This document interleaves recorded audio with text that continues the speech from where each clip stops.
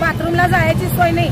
आम्ही दिवसभरात 30 ते 40 रुपये बाथरूमला आणि 10-20 रुपये आमची पाण्याला जाते.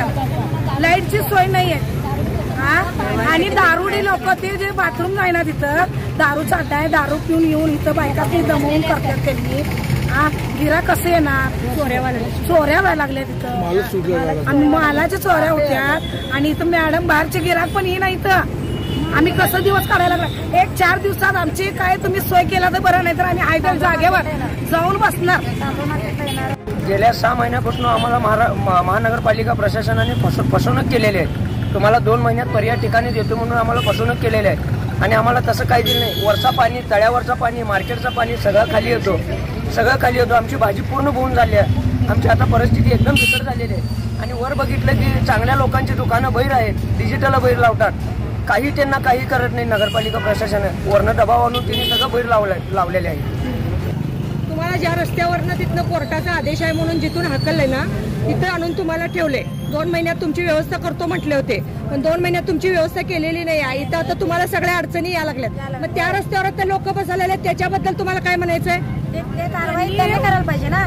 महानगरपालिका कारवाई करायला पाहिजे. आम्ही कितीदा आम्ही त्यांच्यापाशी जाणार. आम्ही एकटं जाऊन चालत नाही. त्यांनी पण तिथं काहीतरी व्यवस्था करायला पाहिजे.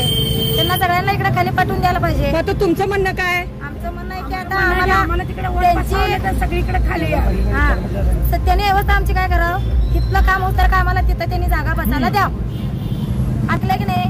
त्यांना सरकारने केलंय, आता त्याने आम्हाला सरकारने करावं. आता ते फ्रूटवाला आहे की नाही, ते दुकान वाला म्हणतंय आम्ही 4,000-5,000 भाडं घेऊन ते फ्रूटवाला लावणार. ते दत्ताच्या तिकडं पण त्यांनी पण लावलं. फुटपाथचं भाडं घेतात. मग आम्हाला पण आम्ही पण 1,000-1,500 कुणाला पण घेतो. आम्ही पण असं भाजीपाला बसवलं तर चालतंय का मॅडम? आम्ही 1000 माल घेतो.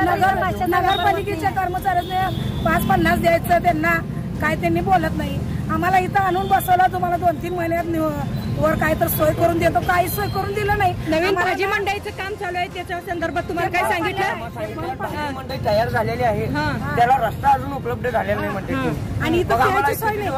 पण नवीन आलेल्या आयुक्तांनी तिथं परवा पाहणी केली होती मागच्या महिन्यात. त्याचं काय अजून 1.5 महिना मंडई आयुक्तांनी लवकरात लवकर तुम्हाला करणार आहे. आणि असं आम्हाला बाजार आपण काळेश्वरमध्ये शिफ्ट केलेलं आहे. त्यांच्या काही अडचणी होत्या किंवा स्वच्छताबद्दल किंवा ते पावसाळी पाणीचं नियोजन आणि महिलांसाठी टॉयलेट घेणं आणि ते लाईटची व्यवस्था जे तक्रारी होत्या आम्ही ते तक्रारी लवकर निवारण करू. आणि पावसाळ्यात पाण्याचा उपयोग जे फ्लो येते या बाजारामध्ये त्याचा कशा प्रकारे निचरा करता येईल याचा उपाययोजना चालू आहेत.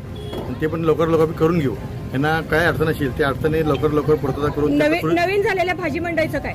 नवीन झालं भाजी मंडईचं त्यात कसं आहे, रस्त्याचं काम आता आपल्या शेवट पातळीवर आलेलं आहे. जे भाजी मंडईला तयार आहे आपली, ते रस्त्याचं जे नियोजन आहे पुढे युनियन बँक समोरचा रस्ता त्याचं ॲक्युरेशन चालू आहे आमचा. ते लवकर झाल्यावर काय पुढची प्रोसिजर योग्य प्रोसिजर होईल.